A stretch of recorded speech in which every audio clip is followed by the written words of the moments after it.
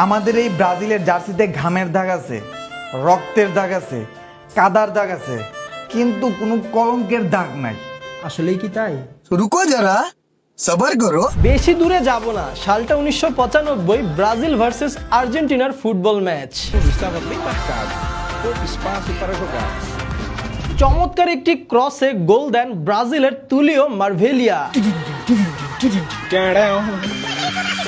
But এই জায়গায় Brazilian প্লেয়ারটা বলটা রিসিভ করছে কিভাবে?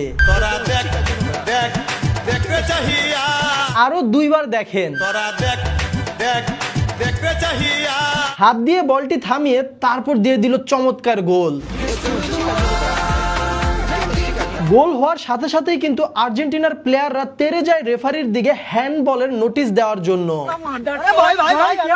কিন্তু রেফারি হ্যান্ডবলে কোনো পাত্তা না দিয়ে উল্টা আরো সাফাই গাইল যে ব্রাজিলিয়ান প্লেয়ার তার বুকের মাধ্যমে বলটা রিসিভ করছে।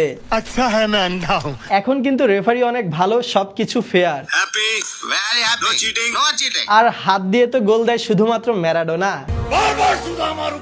যাই হোক, এই গোলটির কারণে সেই 1995 সালের ম্যাচটিতে ব্রাজিল জিতে যায়, কারণ ব্রাজিলের জার্সিতে কোনো কলঙ্কের দাগ নাই।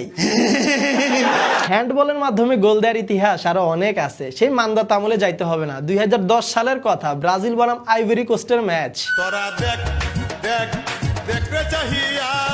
বলটা স্পষ্ট হ্যান্ডবল হয়, কিন্তু রেফারি কোনো প্রকার বাঁশি দিল না, খেলাও থামলো না, ব্রাজিলের প্লেয়ার গোল দিয়ে দিল। That's got to be handball. That's got to be handball. Ivory কোস্টের প্লেয়াররা হ্যান্ডবলের আপিল করলো, কিন্তু রেফারি হাসতে হাসতে চলে গেল, কারণ রেফারি একদমই ভালো আর একদমই fair. Happy, very happy. No cheating. No cheating. এবার আসি ব্রাজিলের 2002 সালের বিশ্বকাপ জয়ের আমল নামায়। নকআউট স্টেজের খেলা, ব্রাজিল বনাম বেলজিয়াম, স্কোর কিন্তু 0-0। এমন সময় একটি ক্রস থেকে চমৎকার একটি হেডে গোল দিয়েছিল বেলজিয়ামের প্লেয়ার, কিন্তু সাথে সাথেই রেফারি এই গোলটি বাতিল করে দেয়, কারণ রেফারির কথা হচ্ছে বেলজিয়ামের প্লেয়ারটা হেড দেওয়ার সময় ব্রাজিলিয়ান প্লেয়ার সাথে তার ধাক্কা লাগে। জাস্ট ফাউলের নমুনাটা দেখেন। মাথায় নষ্ট মামা। মাথা নষ্ট ফাউল আর গোলটি বাতিল, আর এই গোল বাতিল করে দেওয়ায় জিতে যায় ব্রাজিল। আমার মায়াবতী দিচ্ছে, এ ভাইস্তা আমার মায়াবতী দিচ্ছে। এখানে কিন্তু রেফারি খুবই ভালো, একদমই ফেয়ার ম্যাচ হয়েছে, কারণ ব্রাজিলের জার্সিতে কোনো কলঙ্কের দাগ নাই। আবার বলি 2002 সালের বিশ্বকাপের কথা, ব্রাজিল বনাম তুর্কি ম্যাচ।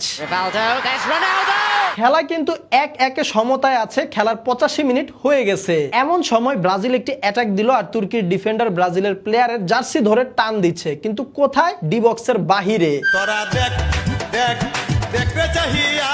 ব্রাজিলের প্লেয়ার ডি বক্সের বাহিরে ফাউল হলো, কিন্তু রেফারি দিয়ে দিল পেনাল্টি। ওই ম্যাচের কমেন্ট্রি লাইভ খেলা দেখার সময় কি বলতেছিল চলেন একটু শুনি। But should it really be penalty? মানে ধারাভাষ্যকার নিজে পর্যন্ত মদনা হয়ে গেছে রেফারির ডিসিশন দেখে। সে আরো কি বলে শুনেন। সে নিজেও বলতেছে যে ডি বক্সের বাহিরে ফাউলটা মনে হয় করা হয়েছে, কিন্তু তারপরেও দেওয়া হয়েছে পেনাল্টি, কারণ খেলা হচ্ছে একদমই ফেয়ার আর রেফারি খুবই ভালো। ফুটবলকে কলঙ্কিত করার জন্য যা কিছু করা প্রয়োজন সবকিছুই করা হলো। যাই হোক, এই জায়গায় ব্রাজিলের প্লেয়ারটা কিভাবে পড়ে গেছে সেই নাটকের কথা আর নাই বা বলি। অভিনয়ের জন্য নারী সেরা রে। মোট কথা ভাই, 2002 সালের খেলা ছিল এভরিথিং ওকে, সবকিছু ফেয়ার, নো চিটিং, কারণ ব্রাজিলের জার্সিতে কোনো কলঙ্কের দাগ নাই। नो फेर रेफरी नो फेर।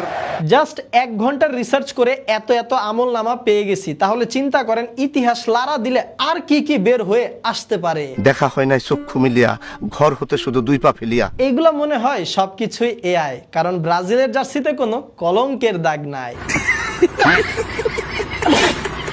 ভাগ্যিস 2002 সালের আগে এত পরিমাণের ফেসবুক, ইউটিউব কিংবা এত প্রমাণ রাখার ব্যবস্থা ছিল না, এত প্রচারণাও হইতো না ঠাস ঠুস। যাই হোক ভাই, সবকিছু এআই স্বীকার করে নিলাম, কেউ আবার রাগ করেন না।